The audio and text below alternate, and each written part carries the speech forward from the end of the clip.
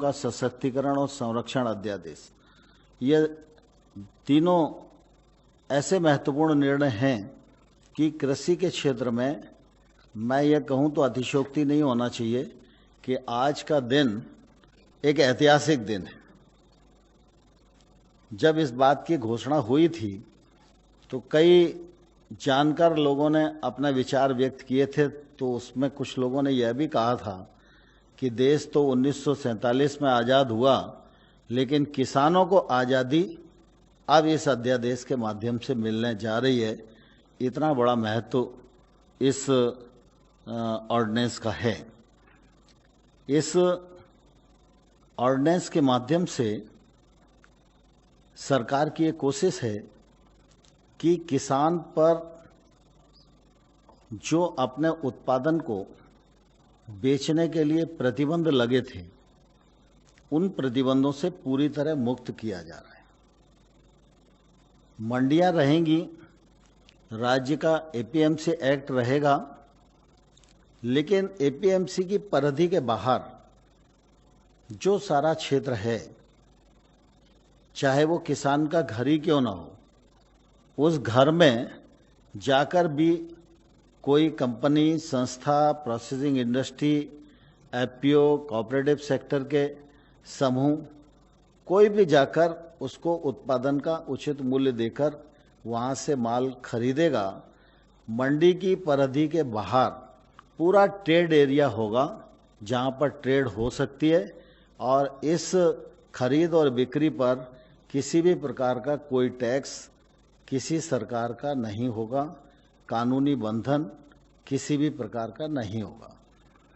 इससे निश्चित रूप से किसानों को एक तो अपने उत्पादन को कहाँ बेचना, किसे बेचना, किस दाम पर बेचना, इसकी स्वतंत्रता और आज़ादी मिलेगी। और दूसरी तरफ आमतौर पर मंडी में जितने लाइसेंसी व्यापारी होते हैं, एक मंडी में ज़्यादा से ज़्यादा 25-30 लाइसेंसी होते हैं। जब ये खुलाव आ जाएगा तो इसमें कीमतों की प्रतिस्पर्धा में 30 की जगह 300 लोग आएंगे, और जितनी प्रतिस्पर्धा बढ़ेगी वह निश्चित रूप से किसान के लिए फायदेमंद होगी।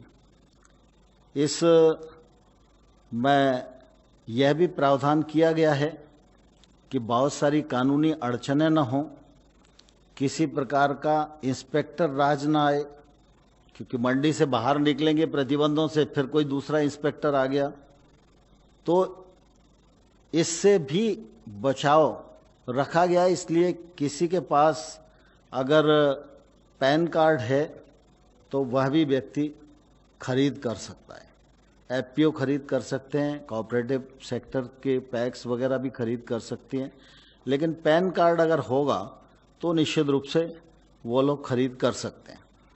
दूसरा, कोई भी व्यक्ति ई प्लेटफॉर्म बना सकता है। ये ई प्लेटफॉर्म जो है, बनाने के लिए कोई भी व्यक्ति स्वतंत्र है, लेकिन उसके नियम केंद्र सरकार बनाएगी और उसका हिसाब किताब भी केंद्र सरकार रखेगी। और अगर कोई इलेक्ट्रिक प्लेटफॉर्म किसी भी प्रकार की धोखाधड़ी और गड़बड़ करेगा तो उसको सुनवाई करना और उसको दंडित करना, उसको ट्रेड से बाहर करना, ये निर्णय निश्चित रूप से केंद्र सरकार करेगी। कृषि उत्पादों के इस प्रकार के व्यवसाय पर कोई भी शुल्क देय नहीं होगा। यदि ट्रेडर और किसान के बीच में कोई विवाद की स्थिति बनती है, सामान्य तौर पर हम लोगों ने ये प्रावधान किया है कि किसान को हाल के हाल पेमेंट किया जाएगा, लेकिन अगर किसी स्थान पर